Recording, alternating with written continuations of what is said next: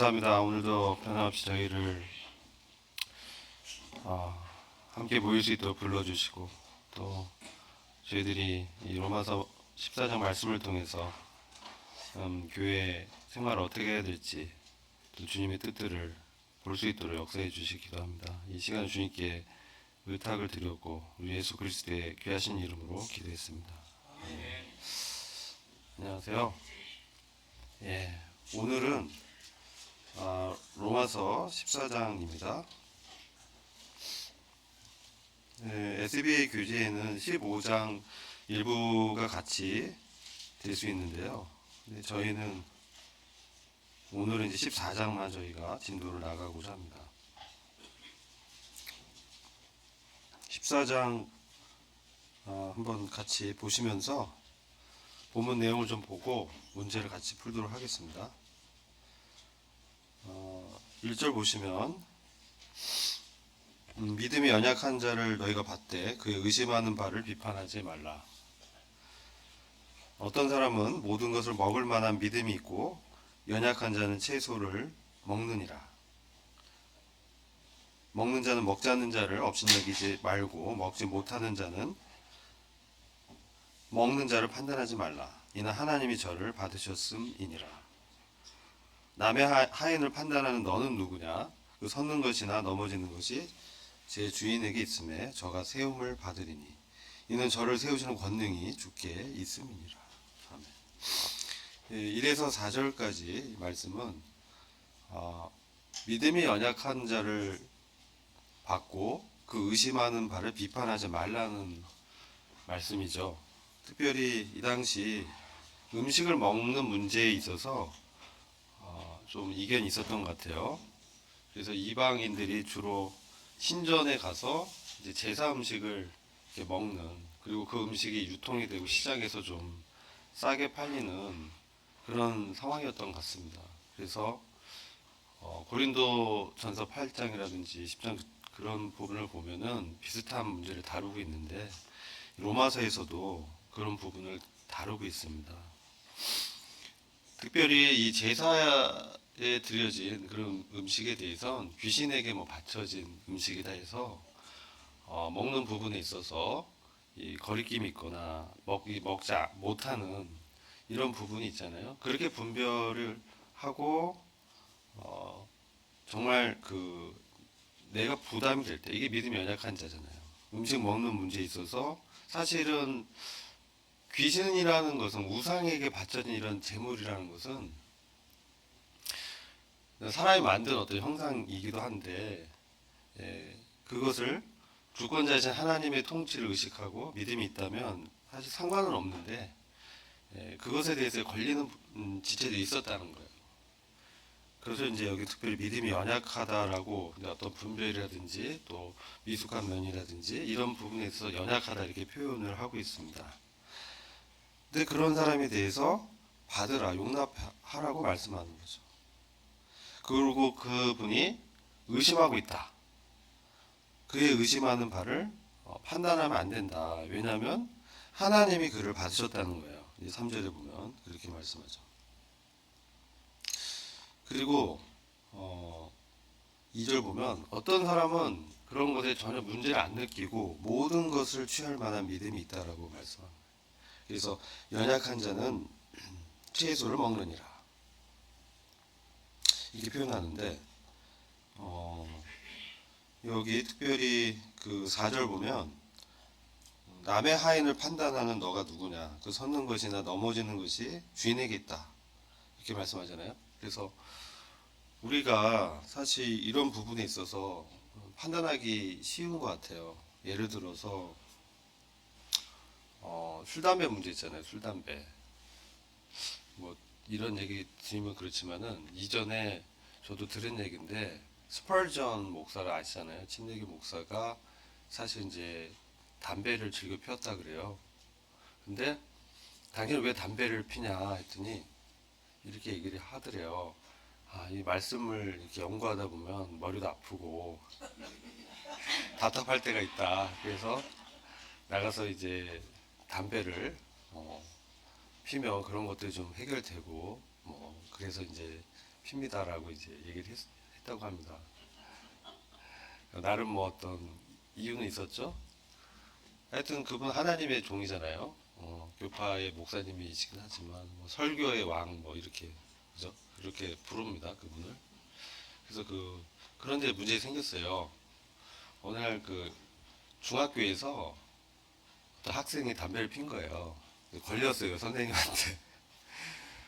학생 왜 너 학생이 이렇게 담배를 피냐 했더니 그 학생이 뭐라고 했냐면 제가 보니까 그 유명한 찰스 스펄전 목사님도 담배를 피는데 제가 피는 게 뭐가 문제가 됩니까? 라고 이제 얘기를 했다고 합니다. 그래서 이 말이 이제 스펄전 목사가 들었대요. 그래서 어떻게 했겠습니까? 담배 끊었답니다. 그래서 사실 그런 술이나 담배 문제에 있어서 그거가 죄냐 아니냐 뭐 그쵸? 근데 제 분별로는 그게 죄는 아닌 것 같아요. 술 취하고 뭐 그게 세상에 방탕하고 이러면은 그것이 좀 죄라고 볼 수 있겠죠. 근데 술을 또 먹지 말라는 말이 어딨냐 이러면서 그러잖아요. 한두 잔 괜찮은 거 아니냐 뭐 이렇게 보는 분도 있고 취하지만 않으면 되지 않나 여러 가지 이제 말들이 있습니다. 사실 보면. 그리고 믿지 않는 사람도 알아요. 성경에 어디 술을 먹지 말라는 말이 있냐고 난 없다고 들었다고 그래서 먹이려고 하는 그런 것들도 있습니다. 근데 이게 뭐가 문제냐면 믿음이 약한 분, 또 초신자라든지 그런 부분이 걸리는 분들이 있어요. 근데 그것을 봤을 때 넘어진다는 거죠. 그리고 그를 좀 어렵게 만들 수 있다. 그렇기 때문에 그런 부분에 있어서 좀 우리가 주의를 좀 기울이는 게 필요하다. 이런 교훈을 얻게 됩니다. 그리고 결국은 서는 것이나 넘어지는 것이 주님께 있다는 거죠. 4절 보면 저가 세움을 받게 되는 것은 그 권능이 주께 있다. 그래서 그런 부분은 우리가 좀 넉넉한 마음이 필요한 것 같아요. 우리의 어떤 도덕적인 규칙 이런 것으로 잣대를 갖고 누구를 판단하는 이것은 참 주님의 뜻은 아닌 것으로 보입니다. 물론 정말 말씀에서 하지 말라고 하는 부분들, 그렇죠? 그걸 죄라고 지적하고 있는 부분들을 하는 것은 권면이 필요하겠죠. 그러나 성경의 여러 부분에 회색 영역들이 있습니다. 금지하는 것도 있고 허용하는 부분이 있는데 그것이 없는 회색지대에 있는 그런 부분에 있어서는 우리가 좀 조심해야 된다. 경계를 삼아야 된다. 이렇게 좀 생각이 되고요. 5절을 보면은 이 날을 중히 여기는 문제 나와요. 이 날을 전날보다 낮게 여기고 혹은 모든 날을 같게 여기나니 각각 자기 마음에 확정해라. 이렇게 말씀하는데 이 교회에 유대인 출신의 신자도 있었고 이방인 출신의 신자도 이렇게 섞여 있었던 것 같아요. 그래서 이 날을 전날보다 낮게 여긴다. 이것은 어떤 율법에서 모세오경에 뭐 레위기라든지 보면 절기를 정하고 또 안식일이 있고 그래서 어떤 분은 나는 뭐 유월절을 난 더 중요해. 또 어떤 분은 뭐 무교절이 더 중요해. 유대인들 그랬을 것 같아요. 근데 이런 이제 유대 배경이 있는 사람들이 있고 또 모든 날이 같다 그런 것에 대한 것이 없는 이방인 출신의 성도는 사실 그런 거 모르잖아요. 그래서 이런 부분은 사실 중요하지 않다는 거죠. 그래서 그는 각각 자기가 마음에 주님이 준 부담에 따라서 확신을 갖고 행하는 부분을 말씀하고 있습니다. 그런데 우리가 이렇게 어떤 것을 판단하고 행동하는 그 근거가 뭐냐? 그것이 6절에 있죠. 그것은 바로 주님이라는 것입니다. 우리의 삶과 행동의 동기와 자원이 주님이 돼야 된다는 것이죠. 나를 중히 여기는 자도 주님 때문에 중히 여기는 것이고 먹는 것도 주님 때문에 주님을 위해서 먹는 거고 그래서 이제 감사를 할 수 있다는 거죠. 먹지 않는 사람도 주님을 위해서 먹지 않는다는 거예요. 그러니까 나는 이걸 뭐 금주야 뭐 혹은 뭐 내 담배를 안 펴 술을 끊겠어 이것도 사실은 주님을 위해서 그렇게 한다는 것이에요. 그리고 어느 날 뭐 이런 거죠. 전도의 수단으로 홍보 담당 이사를 맡는데 그 사람 너무 술을 좋아하죠. 근데 또 술을 이제 권하는 그 자리, 그런 참 애매한 자리들이 있어요. 그래서 어떤 분들은 담대하게 같이 이제 맥주를 마셨다는 분도 있어요. 사실 보면 전도자 중에. 그럼 그분의 행동이 정말 잘못된 거냐 좀 판단하기 어려운 것 같습니다. 그분은 전도를 하려고 했다고 이렇게 말씀하잖아요. 근데 이제 또 믿음이 연약한 사람이 옆에 있단 말이에요. 그럼 이제 조심해야 되겠죠. 아무도 안 본다, 둘만 있다. 그러면 주님이 아시잖아요, 그 마음을.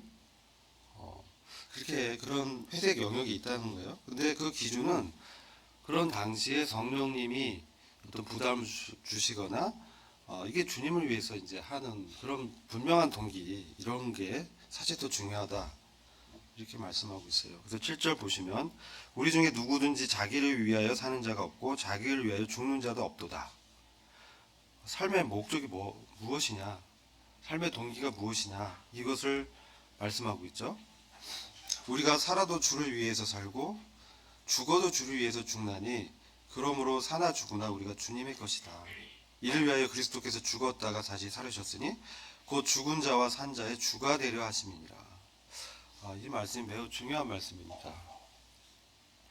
바로 우리의 주인이 누구냐, 우리의 신앙의 삶, 그리고 모든 인생의 이런 인생들의 진정한 주권자가 누구냐, 이것이 매우 근본적인 문제를 다루고 있죠. 사실 그것은 우리 주님이라는 것이죠. 우리 주님은 하나님의 아들이시자 하나님의 본체이시고 사실 하나님이시잖아요. 그러니까 인생을 이 땅에 보내셔서 살게 하시는 이런 모든 것의 동기와 목적은 바로 하나님의 영광에 있다는 것입니다.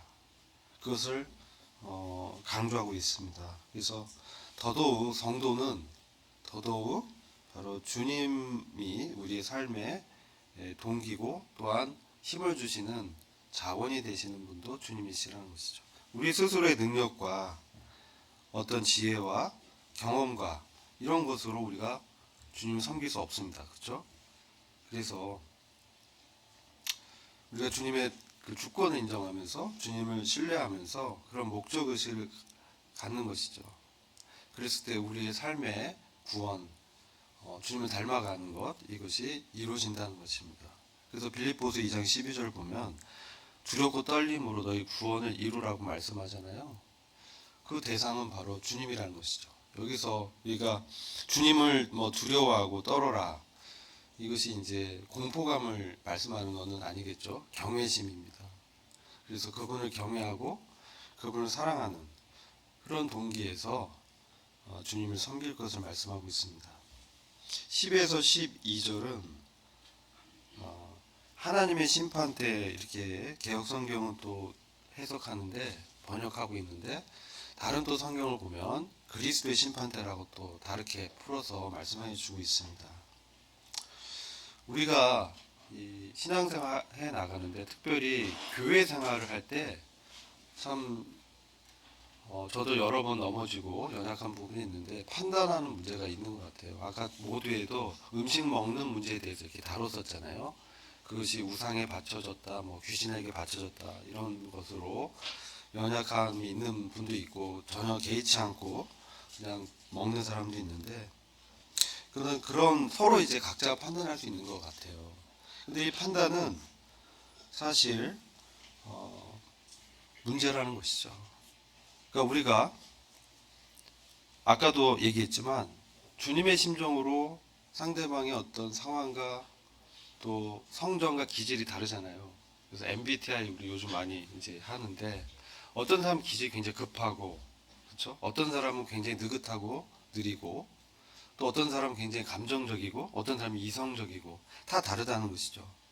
그리고 그의 어떤 가정의 형편, 성장 배경이 다 다르다는 거예요. 근데 어떤 하나의 명제를 갖고 어떤 율법의 기준을 갖고 그것을 갖고 이제 판단한다면 어떤 때 맞을 수도 있지만 그 상황에 또 그 사람의 어떤 형편을 자세히 모르고는 틀릴 수도 있다는 거예요. 그랬을 때 우리는 이 판단하는 이런 부분에 있어서 조심해야 된다는 거죠. 또 심지어는 업신여기는 부분도 있어요. 내가 더 잘한다 생각하는 거죠. 그 기준이 나라는 것이죠. 판단의 기준이 나에게 있다는 거예요. 그러니까 그것은 사람에게 있고 사람을 높이고 사람을 기준으로 할 때 자기 의의가 또 드러나기도 합니다.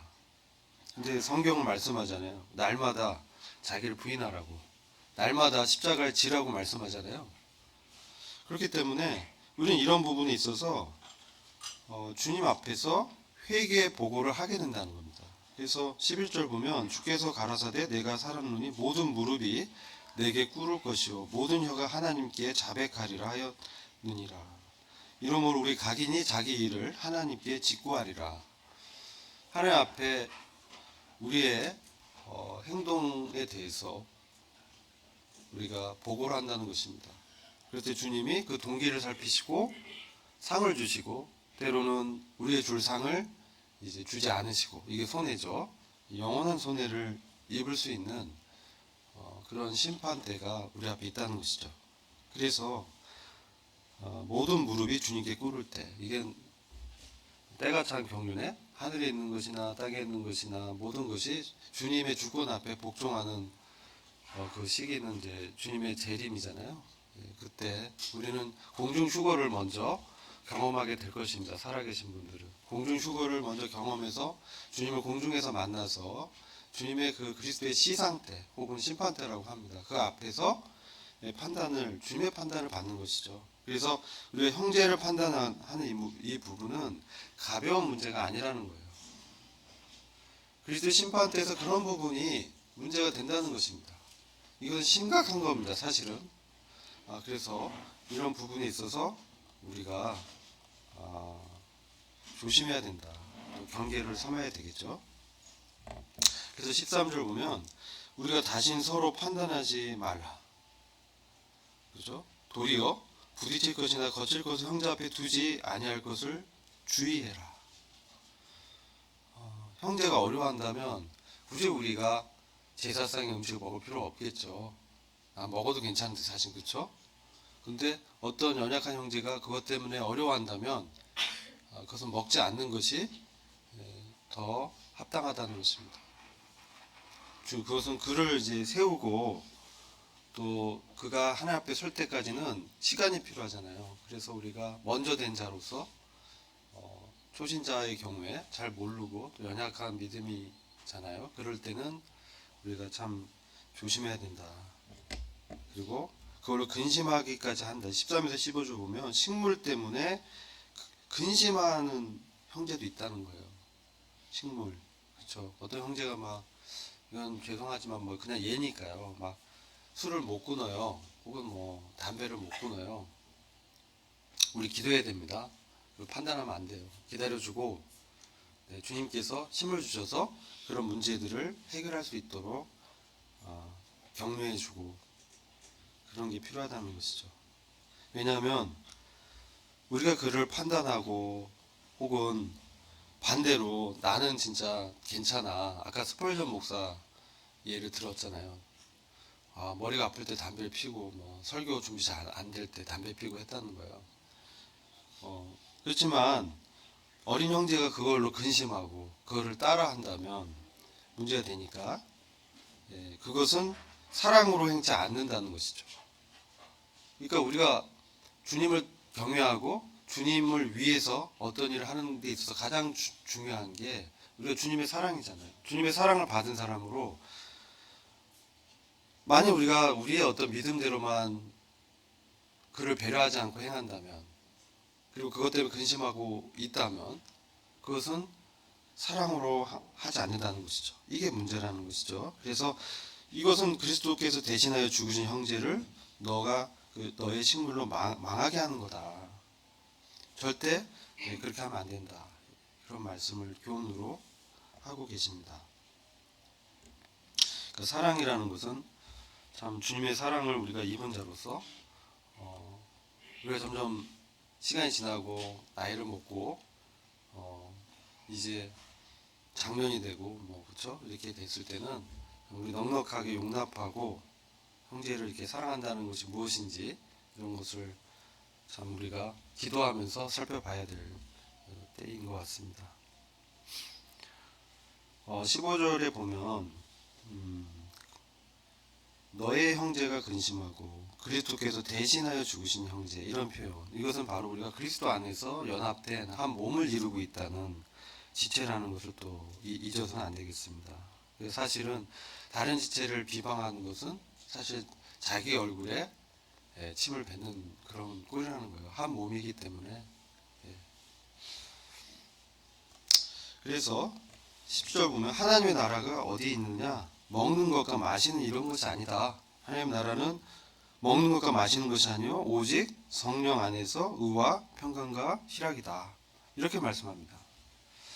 아까 이제 먹는 문제, 마시는 문제, 이런 것들 때문에 여러 가지 교회 안에서 문제가 생겼던 거예요. 근데 그런 부분을 분명하게 말씀하잖아요. 쉽게 판단하지 말고 업신여기지도 말고 주님의 사랑으로 주님을 위해서 형제를 세워주는, 교회의 덕을 세우는 그런 목적을 갖고 우리가 행해야 된다는 것을 말씀하면서, 이 먹는 것과 마시는 문제가 아니라는 거예요. 하나님 나라는 하나님의 주권과 하나님의 통치와 하나님의 그 왕국은 뭡니까? 오직 성령 안에서 성령님의 어떤 지배하심, 성령님의 그 깨닫게 하는 말씀, 이런 것에 어떻습니까? 우리가 순종하는 것이죠. 사실은 그게 주님의 주권을 인정하는 것이죠. 그래서 성령님 안에서 의와 평강과 희락이다. 하나님의 나라를 이렇게 말씀해 쓰는 걸 봤을 때요, 사실 14장은 교회 생활을 다루고 있습니다. 교회 안에서 성도 간의 관계를 다루는데 왜 하나님의 나라라고 말을 했을까요? 우리는 이걸 생각해 봐야 됩니다. 물론 모든 것이 다 하나님의 영역과 주권의 영역이죠. 그러나 특별히 14장에 교회 생활을 말씀하면서 하나님의 나라를 언급한 것은 바로 하나님의 주권과 통치를 우리가 직접 경험하고 그리고 순종하는 그것이 바로 교회 안에서 먼저 시작되는 그런 문제이기 때문에 그렇다고 보입니다. 그래서 우리가 외적인 거, 외향적인 거, 먹고 마시는 이런 부분으로 하나님 나라를 세울 수 없습니다. 이 교회의 덕을 세울 수 없습니다. 교회 성도들을 도울 수 없습니다.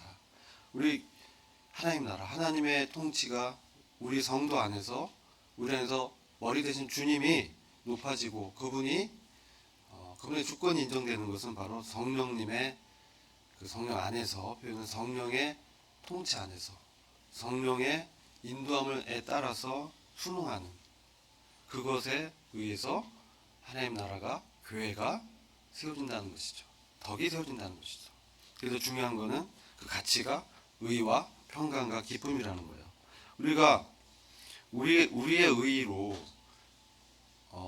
교회를 세울 수 없습니다. 그렇죠? 성령님이 우리한테 조명하는 거 뭡니까? 우리에게는 능력이 부족하죠. 우리의 능력의 근원은 주님이십니다. 우리의 생명의 근원은 주님이십니다. 우리의 의의 근원도 주님이십니다. 주님 때문에 우리가 의로워졌잖아요. 그렇죠? 주님의 생명 때문에, 주님의 십자가 때문에, 주님의 부활 때문에 그분 안에서 연합한 그 믿음을 갖고 있는 성도는 그분의 의를 힘입고 그분의 의를 품고 그분의 의로 그분과 화목된 그 평강한 마음으로 또 성도를 대하면서 덕을 세우는 것입니다. 그럴 때 진정한 기쁨이, 희락이 일어나는 것이죠. 주님 주시는 평안과 기쁨으로 섬기는 것입니다. 교회 생활에서 이것이 우리가 연단되어져야 될 덕목이죠. 그러니까 주님이 주신 것을 우리는 사실 나타내고 드러내는 것입니다. 그 우리가 만들어내는 게 아닙니다. 그래서 의로움, 평강, 기쁨도 주님이 주시는 그것으로 행할 때 하나님의 나라가 교회 안에서 실현되는 것입니다. 이게 중요합니다. 그럴 때 우리가 그리스도를 주로 정말 실제적으로 믿고 사느냐, 이것이 그 뿌리에 있는 매우 중요한 진리라고 생각이 됩니다. 여러분이 이제 그런 부분을 주의 있게 보시면 도움이 되실 것입니다. 18절 보면 이로써 그리스도를 섬기는 자는 하나님께 기뻐하심을 받으며 사람에게도 칭찬을 받느니라. 우리가 주님을 섬기는 그것도 아까 그 의와 평안과 기쁨도 주님 주시는 그것 자원을 해서 섬길 때 하나님의 인정과 기쁨을 받는 것이죠. 심지어 그것이 교회 안에서 성도들의 인정도 받게 되는 것입니다. 세상에 나가서도요, 주님이 주시는 그러한 능력과 힘으로 한다면 사람들이 알아봅니다. 저 사람은 다르다. 이것이 복음에 합당한 삶이 아니겠습니까? 예, 간접적인 복음의 전도가 되는 것이죠. 그래서 우리가 화평의 일과 이제 19절 보시면 이러므로 우리가 화평의 일과 서로 덕을 세우는 일을 힘쓰나니 식물이나 하나님의 사업을 무너지게 말라. 만물이 다 정하되 거리낌으로 먹는 사람에게는 악하니라. 고기도 먹지 아니하고 포도주도 마시지 아니하고 무엇이든지 내 형제로 거리끼게 하는 일을 아니함이 아름다우니라. 그렇죠. 여기서 우리가 참 힘쓰고 애써야 될 일이 무엇이냐? 화평의 일입니다. 그리고 서로 덕을 세우는 것입니다. 교회 안에서 우리가요, 일도 중요합니다. 일이 중요하지 않다는 게 아니고, 그러나 그 일 때문에 분쟁이 일어나고 다툼이 있다면 그거는 잘못되고 있는 것입니다. 멈춰야 됩니다. 주님 앞에서 긍휼을 구해야 됩니다. 많은 교회들이 교회를 이제 건축하는 문제라든지 그런 문제 때문에 어려움을 겪는 것들을 우리는 잘 알고 있습니다. 그래서 우리가 이번에 또 교회 이전을 준비하는데요, 화평의 일에 이게 서로 덕을 세우는 일인지 정말 힘써야 됩니다. 하나됨을 지켜야 됩니다. 성령의 하나되게 하신 것을 지켜내는 문제예요. 이게 교회 안의 화평의 일이라고 생각이 됩니다. 그렇죠? 그리고 진정한 그리스도의 사랑을 우리가 또 그리스도 안에 있는 자라면 주님의 사랑으로 이제 평화를 도모해야죠. 그렇다면 어떻게 해야 됩니까? 나만 옳다고 생각하는 것을 접어야 됩니다. 내가 아무리 옳다고 생각해도 형제들이 또는 자매님들이 어려움이 있다면 기다려야 됩니다. 밀어붙이면 안 됩니다. 저는 그런 교훈을 많이 보게 됩니다. 화평의 일, 서로 덕을 세우는 것, 그것이 주님의 덕을 세우게 되는 것이죠. 덕을 세운다는 것은 처음에 이해가 안 됐습니다. 그런데 이렇게 교회 생활하면서 우리가 서로 다름 때문에 부딪힐 때가 많습니다. 서로 그리고 틀렸다고 생각합니다. 그런데 정말 근본적인 진리가 아니라면 우리는 때로 다름을 인정해야 됩니다.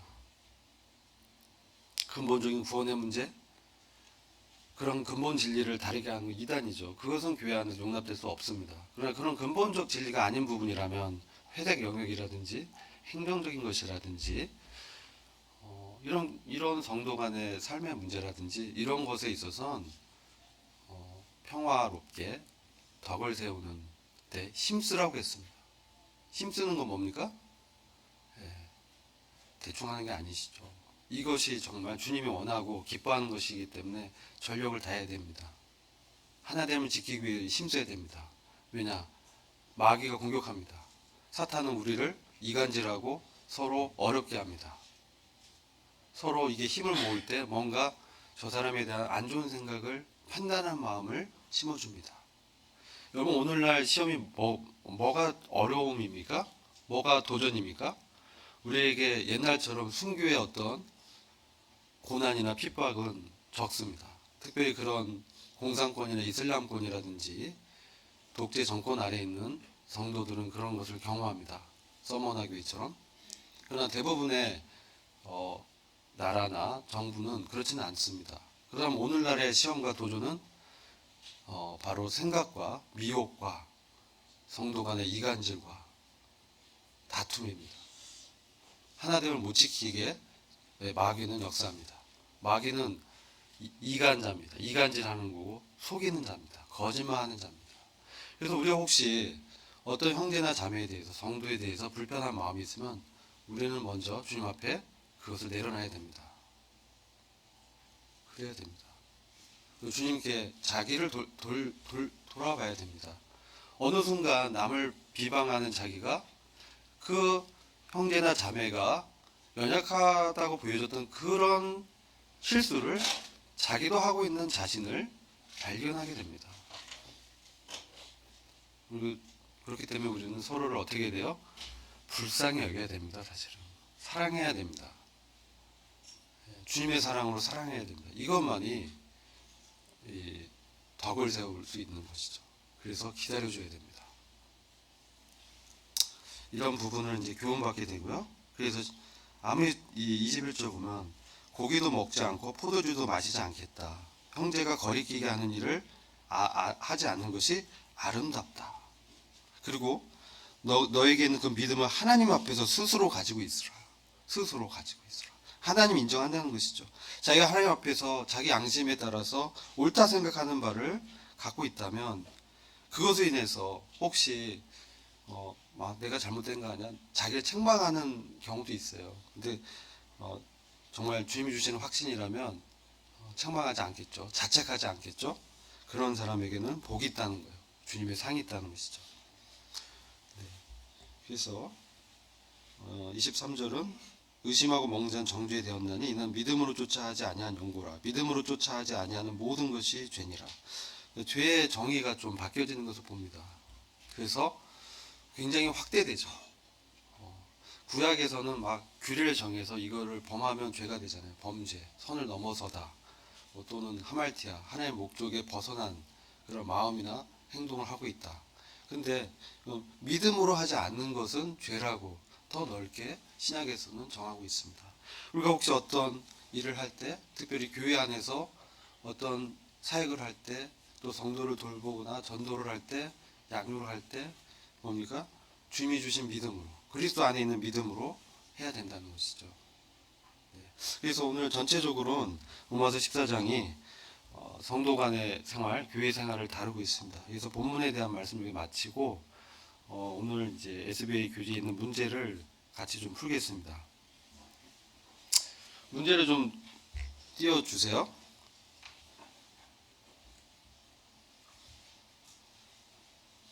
잘 보이시나요? 네. 1번 문제 보시면요.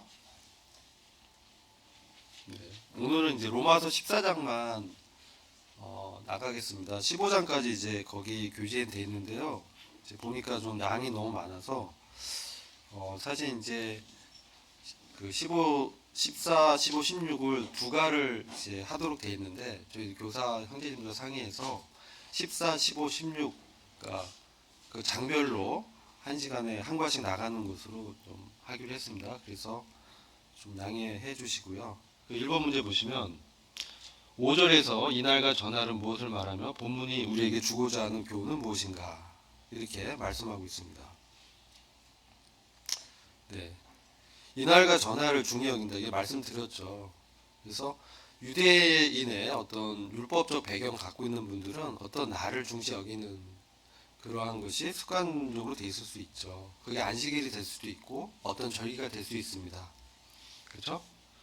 근데 본문이 우리에게 주고자 하는 교훈은 무엇이냐 이렇게 다루죠. 뭐라고 생각하십니까?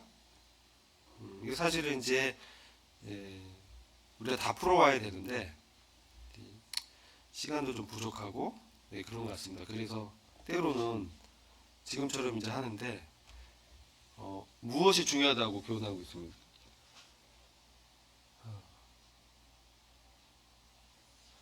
교훈은 그리스도 안에서 율법에 대해서 우리가 죽었다는 것이죠. 그래서 우리는 사실 새로운 법, 성령의 법에 따라 살고 있잖아요.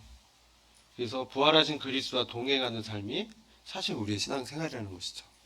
그래서 삶의 동기와 태도, 행동들이 주님의 말씀을 기준으로 교회의 덕을 세우는, 그래서 궁극적으로 교회의 덕, 하나님 나라 관점에서 봤을 때 그래서 하나님께 영광을 돌리게 된다는 겁니다.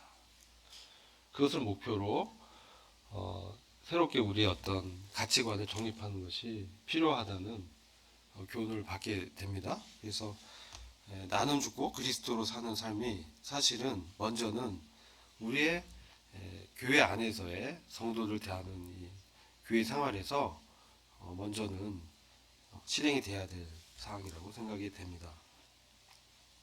2번 문제 좀 보겠습니다. 이번 문제는 아래 말씀에서 우리가 여러 가지 일로 성도를 업신여기거나 비판하지 말아야 할 이유를 적어보세요. 이렇게 줬는데 굉장히 2번이 문제가 길더라고요. 그래서 이거는 그래도 한번 좀 살펴보고 가겠습니다.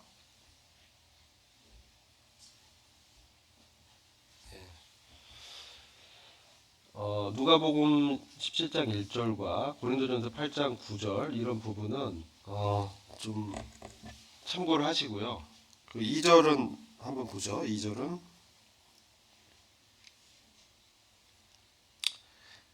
먹는 자는 먹지 않는 자를 업신여기지 말고 먹지 못한 자 먹는 자를 판단하지 말라. 이는 하나님이 저를 받으셨음이니라. 이렇게 말씀하고 있습니다.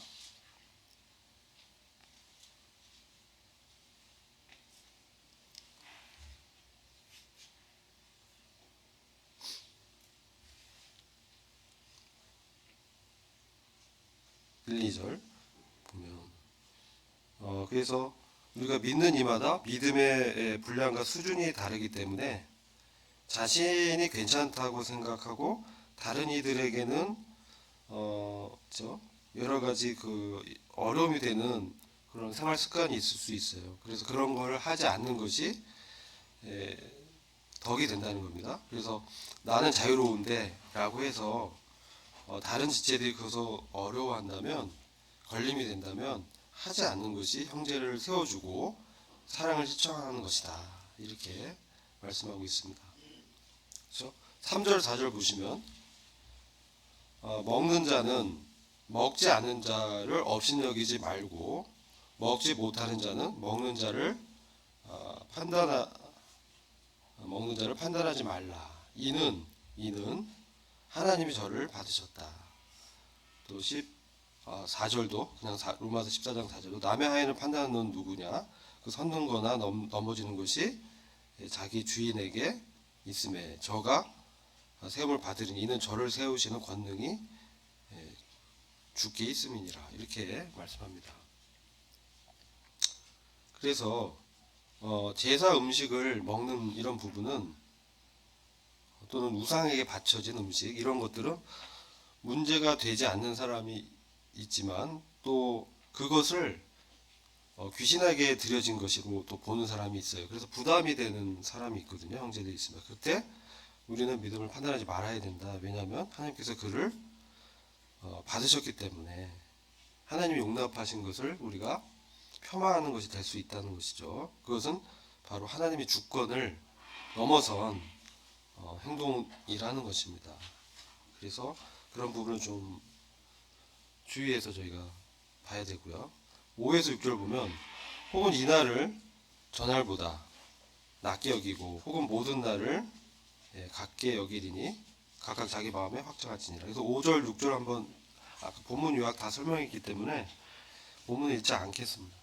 은혜로 구원 받았기 때문에 절기나 특정 일을 낮게 여기거나 모두 같게 여기는 것은 더 이상 문제가 되지 않는다는 것이죠.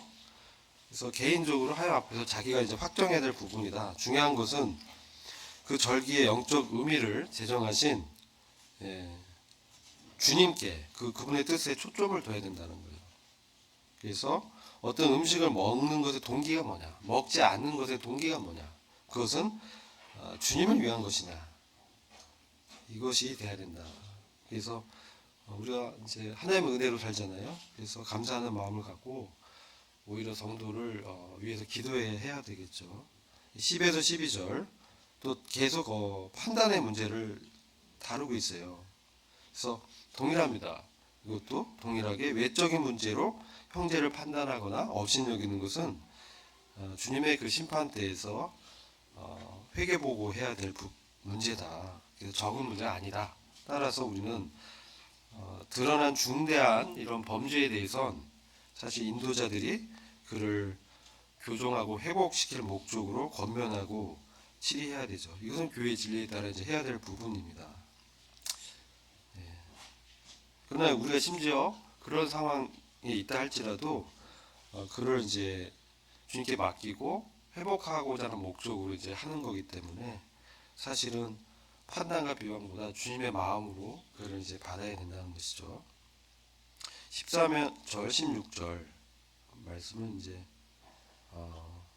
동일한 문제인데요. 이건 식물 자체로 속된 것은 없지만 그렇게 생각하는 이에게 속된 것이다. 그렇기 때문에 믿음으로 속되지 않다고 여기며 먹는 행위는 나한테는 선한 것이 되지만 그 음식에 인해서 형제가 근심하거나 어렵게 된다면 그죠? 그러면 안 된다는 것이죠. 그렇게 하지 않도록 좀 주의한다. 또 15절 똑같은 문제죠. 15절 이건 뭐 풀지 않겠습니다. 동일한 문제가 반복적으로 나오기 때문에. 그리고 17절 하나님의 나라는 먹는 것과 마시는 것이 아니요 우리 성령 안에서와 평강과 희락이다. 네. 오늘날 이제 이걸 음식 문제에만 제한할 게 아니라 확대해서 적용해서 보는 것이죠. 하나님의 나라는 외모나 모양 등 보이는 외적인 것들을 자기 자원과 능력으로 추구한다고 이루어지는 것이 아니라는 거예요. 그래서 오히려 하나님의 왕국, 곧 하나님의 다스리는 영역이나 통치는 성령의 지배와 인도함 가운데 주어지는 참된 의와 평강과 기쁨이 그 특징인 것이죠. 이것이 영적인 실제라는 것입니다. 그래서 그리스도의 십자가의 죽으심과 부활을 믿음으로 이루어지는 것입니다. 또 우리는 주로 어떠한 일로 성도를 업신 여기며 판단하는가? 경험을 적어보세요. 이것은 각자 한번 경험을 적어보시기 바랍니다. 4번 바울은 하나님을 기쁘시게 하는 삶이 무엇이라고 하는가? 17에서 20절. 그거는 저희들이 이제 쭉 한번 살펴봤는데요. 특별히 20절에 식물을 인하여 하나님의 사업을 무너지게 말라. 이런 말씀이 있어요. 만물이 다 정하되 거리낌을 먹는 사람에게는 악하니라. 이렇게 식물 때문에 하나님의 사업을 망하게 하지 말라. 이것은요. 하나님의 사업은 교회 안에 성도를 세우는 거라는 거예요. 교회의 덕을 세우는 거예요. 하나님의 주권이 교회 안에서 실현되는 거라는 것이죠. 근데 먹는 문제 때문에 그것이 어렵게 되면 안 된다는 겁니다. 그것을 우리가 좀 교훈으로 삼아야 됩니다. 그 다음 거기 이제 별표에 있는데 당신이 속한 공동체에서 화평을 방해하는 것들은 어떤 것들이 있는가? 저는 한번 생각해 봤어요. 근데 이제 제가 89년부터 이제 모임 생활을 했었는데요. 그 전에는 이제 장로교에 좀 오래 다녔어요. 10여 년 이제 장로교 생활했는데 비슷한 것 같아요. 분별의 차이. 그리고 서로 다른 것인데 서로 옳다고 이제 주장할 때 참 어려움이 되는 것 같습니다. 그것은 교만한 마음이라든지 시기심, 옳고 그름을 자기의 어떤 판단에 드는 거죠. 그래서 이런 것들이 참 어려웠었던 것 같습니다. 그래서 평강이라든지 희락 이런 부분, 평강은 이 공동체적인 특징이 있고 희락은 개인적인 특징이 있습니다. 그래서 차이점 좀 보시고 5번 형제로 거리끼게 하는 일은 무엇이든지 하지 않겠다고 하는 바울의 결단을 보고 느낀 점은 무엇인가? 많이 느낍니다. 네. 특별히 이제 교사적 은사가 있는 분들이 많이 넘어지기 쉬운 게 판단하는 마음인 것 같아요. 그래서 참 이제 판단하는 마음 이건 버려야 된다. 이 거치는 것들이 되고요.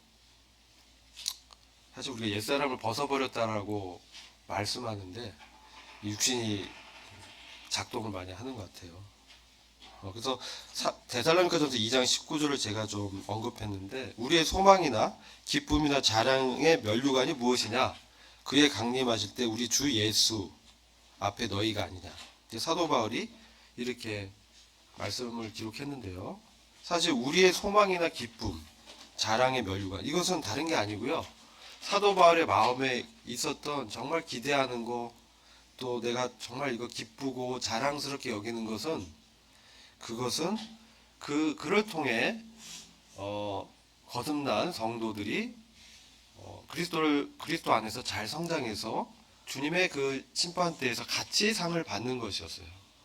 같이 서서 주님의 칭찬을 듣는 거. 그것이었습니다. 참 많은 도전이 됩니다. 22절의 의미는 무엇인가? 내게 있는 믿음을 하나님 앞에서 스스로 가지고 있으라. 자기의 옳다 하는 바로 자기를 책망하지 않는 자는 복이도다. 이런 우상에게 바쳐진 음식, 제사 음식을 취하는 것이 거리낌이 없거나 혹 어려움이 되거나 하는 각자의 분별과 믿음을 강요하거나 옳다고 교만한 마음을 가져서는 안 된다. 오직 온유와 겸손한 태도로 지체들이 어려워하는 행동은 자제하는 것이 교회를 세우는 덕이 되는 태도다.